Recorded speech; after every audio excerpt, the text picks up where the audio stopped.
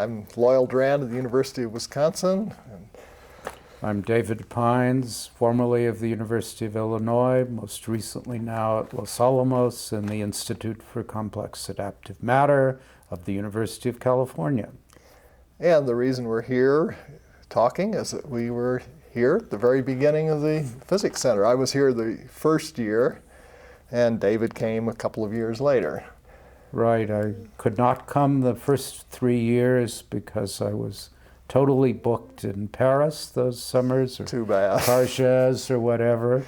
But having discovered Aspen in '65, we have barely strayed since then.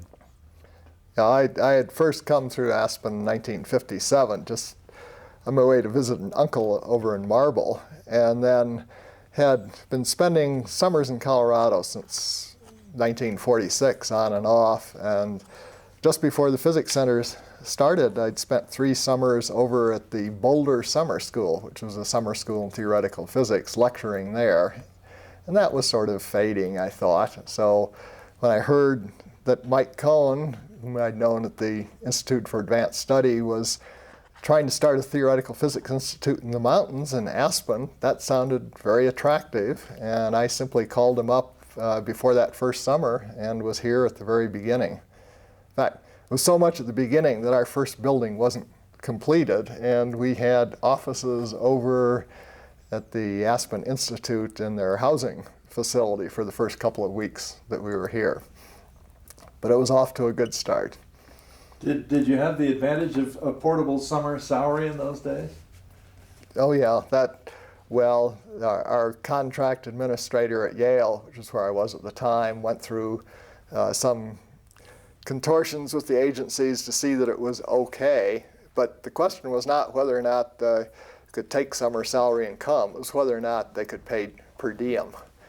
And that was not really a question, so there was no problem with that. And David, you were a little later, I guess. I came in '65, and there was no problem about summer salary, and I've never taken a per diem. So. How many people probably were here in ish '65? Well, we all fit into what is now Stranahan Hall, which was the first building, and that had about 14 offices. I'd say of order 20 to 30, given the first summer we had 35 people during the whole summer. Yep. We went back and looked that up. And that was, the first summer was sort of word of mouth. Cohen and Stranahan invited various people, and then the word spread. And after that, it just sort of took off. People heard about it. Was it sort of structured by discipline, or did you just ramble? It was unstructured. That was one of the very nice things about the early days. There was no structure. At the present time, we run workshops to attract people in various fields and get people with common interests here at the same time. But one of the things which was really exciting in the early days was that we had no workshops, and you had a lot of interaction with people in other fields. It was very informal. Might be interesting to consider some way to do that a little again. Not so easy. It's very hard to play the tape again. Yep. It's changed a whole lot. In fact, the whole area of physics, I think, has changed a lot. When I started looking back at this, I was amazed to think how young we all were when this started out. I was 31 the first summer, and yet here are all these kids starting an institution, something which has become a very major institution in the theoretical physics community, and we were doing it strictly ad hoc, doing what we needed to do to make things work. So it had no aura of prestige. It was simply a great place to spend the summer together, or was there an aura that was a special thing? I don't think we were all creating something together. There was no real aura, I would say. I guess the senior person who came in those early years was Hans Bethe, who I remember being here already in '65 for some period of time because he loved the mountains and had heard about the center and came. And one of the high points of the summers, or low points, depending on how you look at it, is in the early days, we were part of the Aspen Institute for Humanistic Studies. And there were efforts from time to bring the entire community of scholars together. That is, the people visiting the institute and the people in physics. And there were, as I recall, 2 events in '65 which stick in my memory. One was the idea of involving Mortimer Adler with a group of physicists. And there was a lot of discussion, okay, who should be the person who deals with Mortimer? A formidable personality, shall we say, and a man quite sure of the unsteady ground on which he walked. And finally it was decided, I think George made the final call, because George was our kind of informal leader of the 3 founders, because Bob Craig had by then was not active really, so it was George and Mike, and George was really the natural leader of the 2 at that point. George decided there should be 3 of us on the stage with Mortimer. And they were chosen as follows. Bob Marshak, who was also here, was chosen because he had been a philosophy major as an undergraduate, and since one of the issues we were going to deal with was philosophy, he was a good person to have. Second person, who was a no-brainer, so to speak, was Hans Bethe. We figured Hans surely could take care of Mortimer. And then I was just brought in as sort of the cleanup squad. If Mortimer were reduced sufficiently by Marshak and Bethe, that maybe I could apply the coup de grace. Of course, it didn't work out that way at all. Everyone who was in the audience, physicist or non-physicist, agreed it was about even, but Mortimer probably had the edge, complete with his notion that science really didn't matter. Didn't matter, absolutely. He was very much of the Bishop Berkeley view about chairs. We had a lot of discussion about when is a chair, and I think we resorted to low blows like, we're sitting in something, what would you call it, and so forth. We still did not really prevail. But Mortimer did for some years after that. Whenever he got fuzzy about something, he would say, that's just Heisenberg, The other event of the summer that I remember fondly was that we had a discussion of the early writings in Greek on warfare. Thucydides. And there, Bob Anderson, who was very interested in these matters and was chair of the board of the Institute, came over to physics, and we all sat around outside and talked about this. What he didn't know is that we had a ringer. We had a postdoc of mine named Tony Leggett, who has gone on to be a quite famous theoretical physicist, whom I knew had been an undergraduate major in classics in what was called Greats at Oxford, and then had gone on to do graduate work in physics. And indeed, I was taking quite a chance bringing him to Urbana as a postdoc, given the fact that he had so little exposure to physics. So we brought Tony along for this discussion, and at some point Bob is explaining how Thucydides made these arguments, and Tony's saying, well, it wasn't quite that way in the Greek, So we had a good time, and the interactions with the Institute, I would say they were interesting. They were not terribly productive from the Institute's point of view or from ours, but they were fun, and eventually those faded away.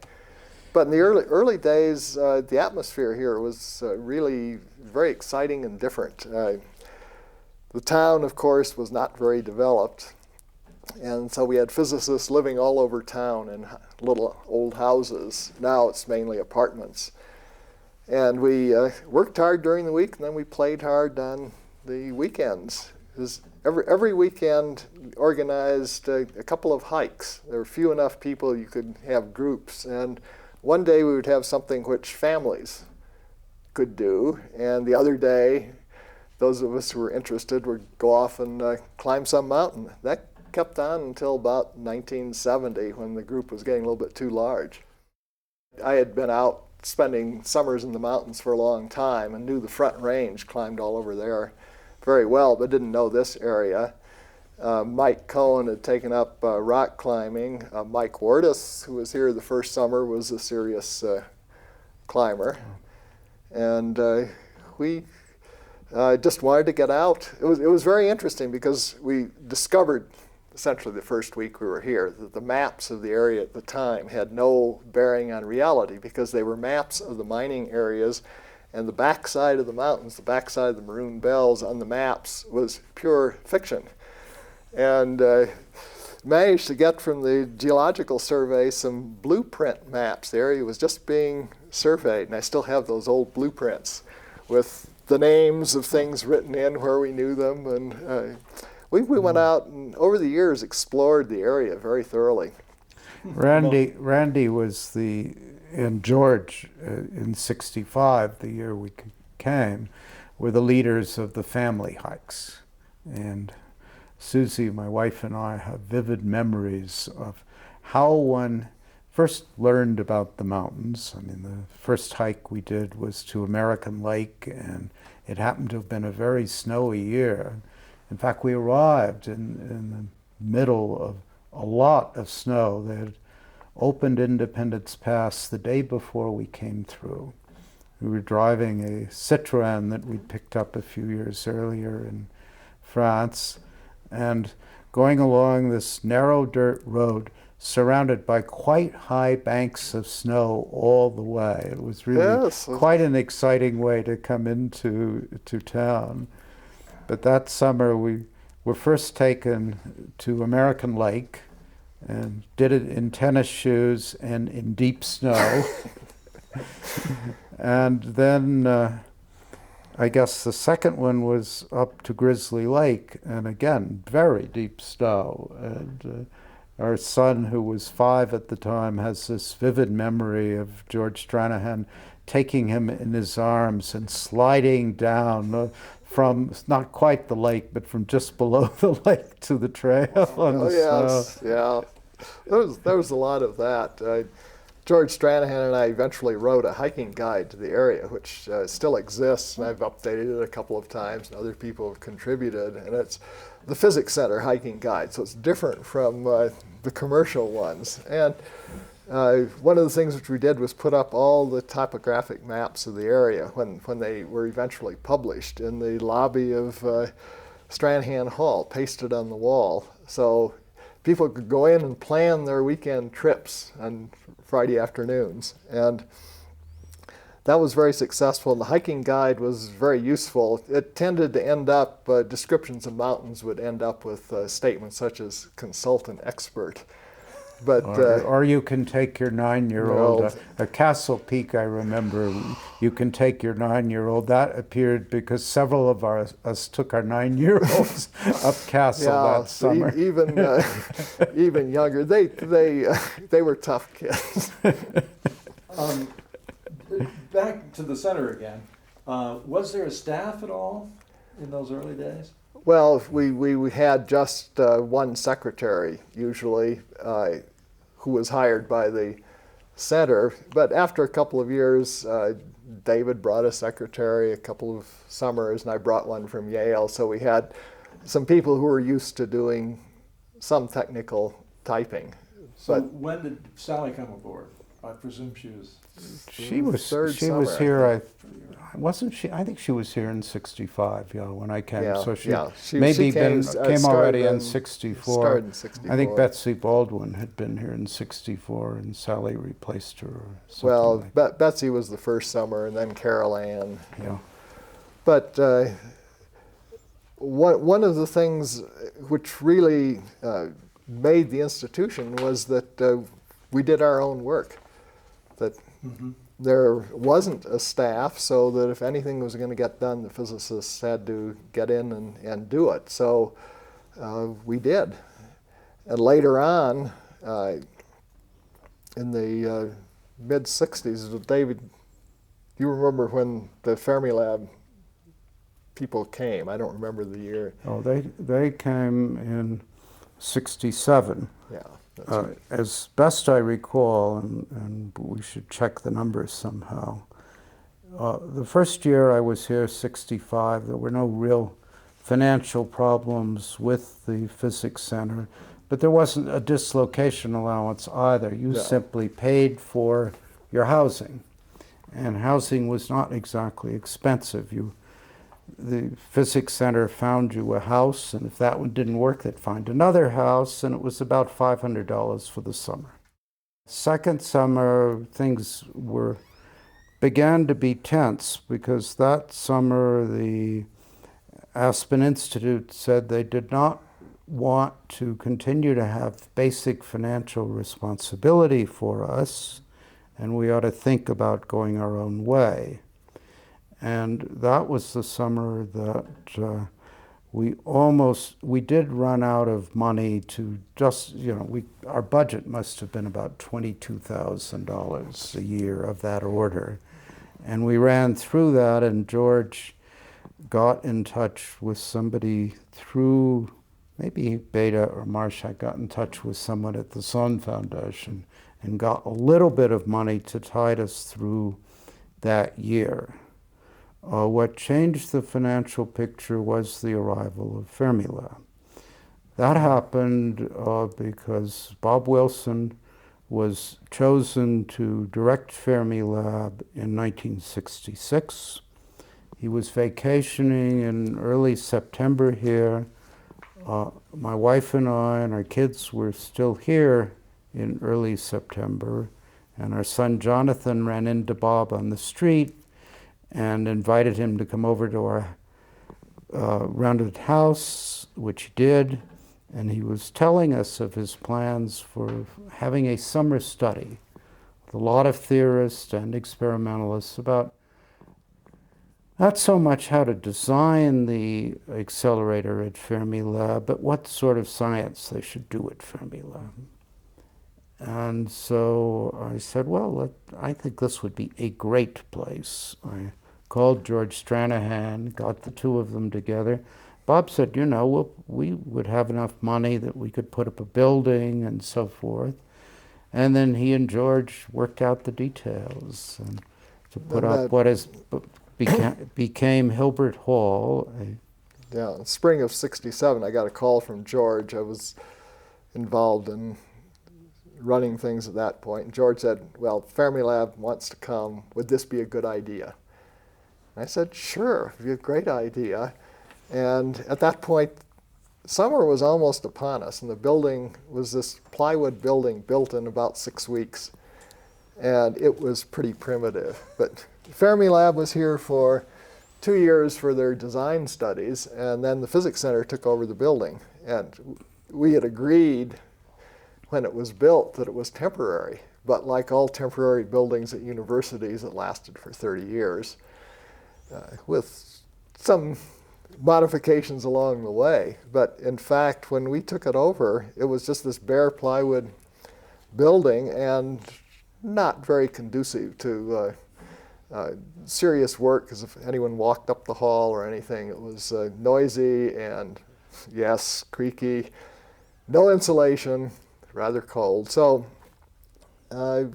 we did what we had always done with the physics facilities. We did what needed to be done ourselves. We would buy a bunch of pizzas, which you could then get in Aspen, and would have a party. And one of the parties, we insulated the building. Another party, we painted the building inside, etc. And all this was done by the physicists. So people were very involved. And that's one of the changes which has taken place as the institution has matured and gotten larger. Now we have a year-round staff. We have people who are hired to do things, take care of the grounds, take care of the buildings, and so on. So the young physicists who are coming don't easily get involved in the operations. It's very much a mature institution now. One of the things I thought was very nice in the early days was that people did get involved very early, so you had a succession of leadership, a natural succession. Who was Hilbert? Hilbert? Hilbert is a German mathematician, and the building was named Hilbert Hall simply because George Stranahan had a large poster picture of Hilbert from the American Mathematical Society. And Hilbert was connected to physics through quantum mechanics and what is called Hilbert space, which is the basis of quantum mechanics. So this was the Hilbert space when we took it over and put the picture there. Going back to finances, we recognized already in '66 it would be awfully good to get some money from the National Science Foundation. And I knew well at that time the rotator who was in theoretical physics at NSF, a thin young man named Arnie Feingold, who was on leave from his position at Stony Brook. He'd been a fellow student when I was a graduate student at Princeton. So we invited Arnie to come out and take a look at us and discuss possible support for the Physics Center. He did. It obviously devolved on me to be in charge of his visit, and we arranged that we and the Gelmans would sort of look after him, except Murray had to go away. So it was Susie and me and Margaret Gelman who took him on the classic trip. You know, you want to give people a sense of the area. So we are taking him up to look at the bells. And on the way, he's trying to get a feeling for the place. And he said, you know, it is so beautiful here. Does anyone ever do any work? And Margaret cheerfully piped up from the back seat, well, not very much, as little as we can. Not the right thing. That took care of NSF's support for that year. But NSF then came aboard by 1968. With the Fermilab people here, we were able to get enough in the way of money to keep the center going. And then I started serious discussions with someone who was higher up in NSF named Marcel Barden about how we could be supported. Marcel came out to look at the Fermilab and look at physics, and he explained what it was we could put in a proposal and what it was we couldn't put in a proposal, and gradually we put a proposal together. Yeah. And you know, it was me and Randy and George, as I recall, and Right. we had to incorporate. We weren't incorporated till '68. That is, we sort of slid through '67 without being really anything like an independent institution. By '68, we were incorporated, we had a president, we had a chairman of the board, we had all of those good things. Once we had NSF support, we had a kind of basis for operating. And then the real need for support for the Physics Center increasingly became the question of helping people with housing. Because the days of $500 for the summer were gone. Long gone. Long gone. And we had, in a sense, contributed to it by bringing so many people in '67 and '68. But still, it was possible still to get a house for the summer for probably $1,500 to $2,000. Into the early '70s, but that already began to have an impact if you were young and had little kids and so forth. So we invented dislocation allowances, I would say, starting about that time. Yeah, when we began to have regular agency support. As far as NSF was concerned, they were paying overhead type expenses, but this went into subsidizing the housing for participants. And a dislocation allowance was some magic words which worked with everybody. But that that made a big difference because that meant that young physicists could keep coming. And that's what we've tried to emphasize over the years, getting new people in, people who are getting started in their careers, give them a chance to meet people who are really established and get the contact that's going to help them out later on. But I recall one conversation with Feingold, I think it was, at a high energy physics meeting when Physics Center finances were very, very shaky. And he said, well, I can't really give you any money, but if you're about to go under, I will find some. And that's sort of the way we went for a number of years. That's right. Then we incorporated, and he had the regular NSF support established, and we invented other ways of getting money, such as registration fees.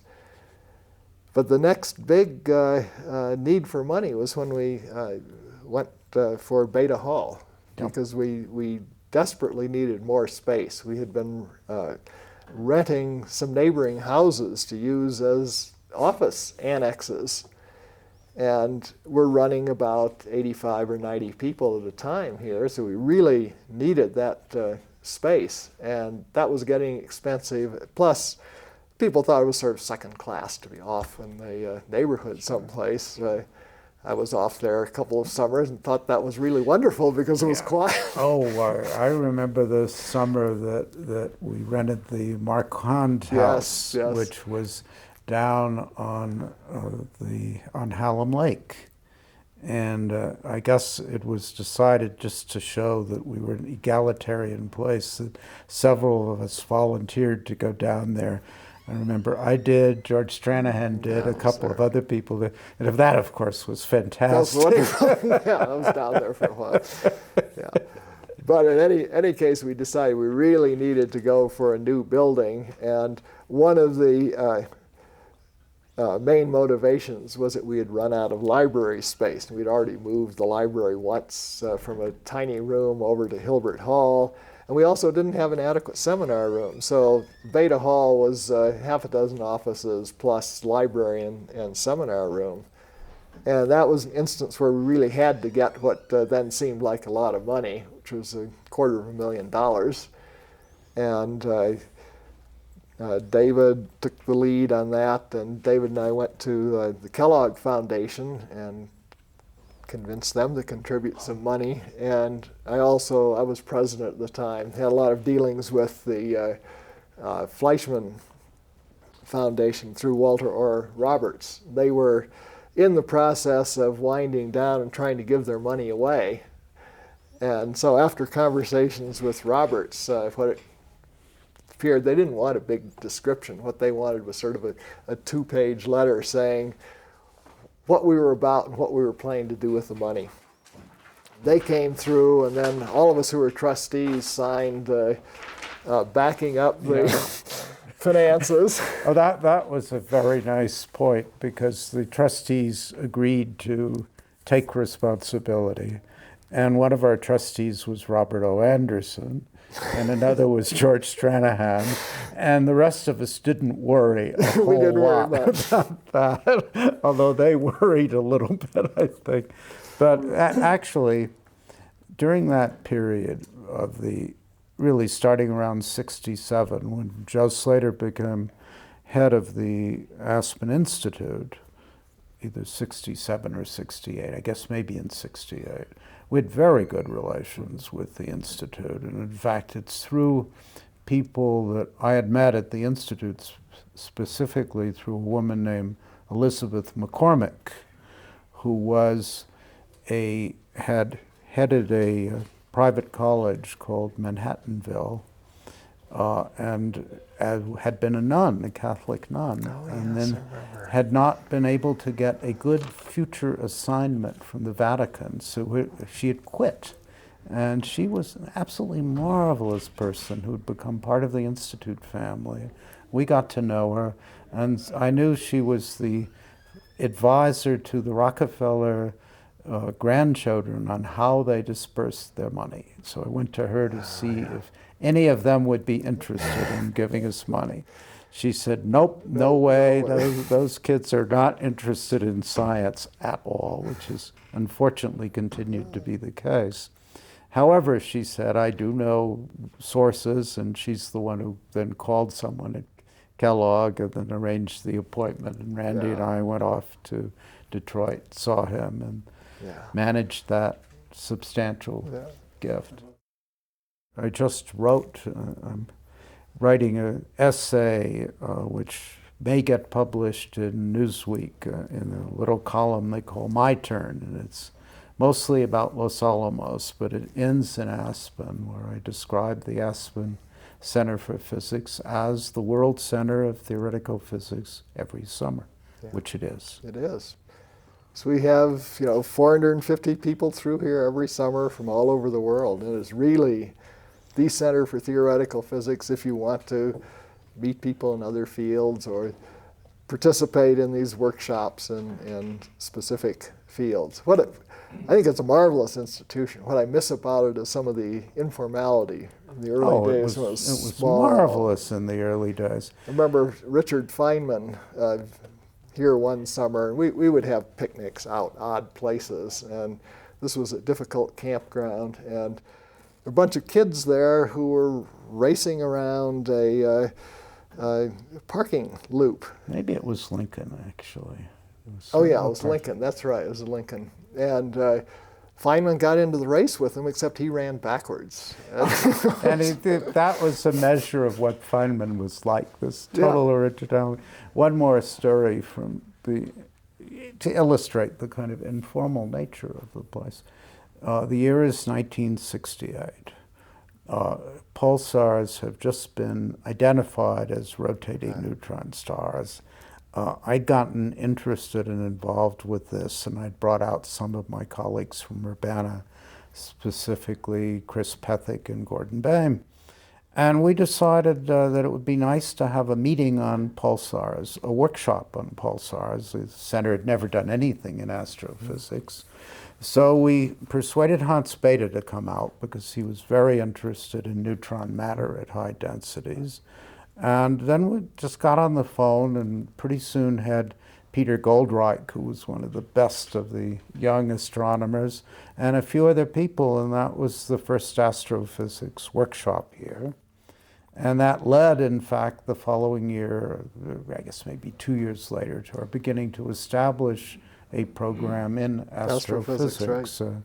And the people I'd met in those days, Sterling Colgate and Al Cameron and I, took responsibility for that early program in astrophysics. And now it's, of course, a regular part standard part of the program. Yeah. But there's no way now that one could, everything has changed so much that I think it was maybe toward the end of July that I started calling people to see if they'd come to a workshop in Aspen in mid-August and got a very high success rate.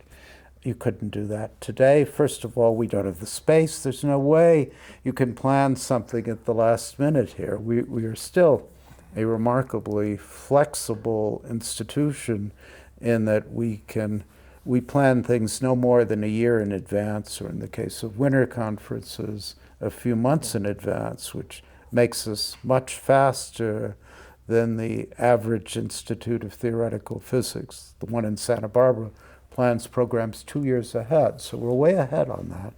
But we've certainly lost that instant response to exciting science that we used to have. Right, just space problems, housing problems, the whole the whole thing. But it's still, it's remarkably successful, and being invited to come to participate in a summer program is now regarded by lots of young physicists as a sign that they have somehow made it, that they are recognized enough that they can come to Aspen. Then it's up to them what they do. But we conversely make an effort to get young people who are just getting started here, to give them that chance. And the other thing that one should emphasize that is really special about the Physics Center is we continue to be run by physicists for physicists. There is no bureaucracy. There is no paid scientist connected to the Physics Center. The chairman of the board of trustees, the president, the secretary, all of whom have enormous responsibilities, particularly the secretary who's in charge of admissions, do this pro bono, and it's still run as a cooperative endeavor. And I think the community through the years has worked very hard to be sure that there really is good self-renewal. That is, that you do not, we've worked, I'd say for the last 15 years to be sure we're not a collection of old boys. Right. Despite the fact that here you have two of them Two of the in old front of you, and I guess the whole day will be spent interviewing old boys. But there are a lot of now young women, young boys around who are playing a key role in determining the future of the Physics Center.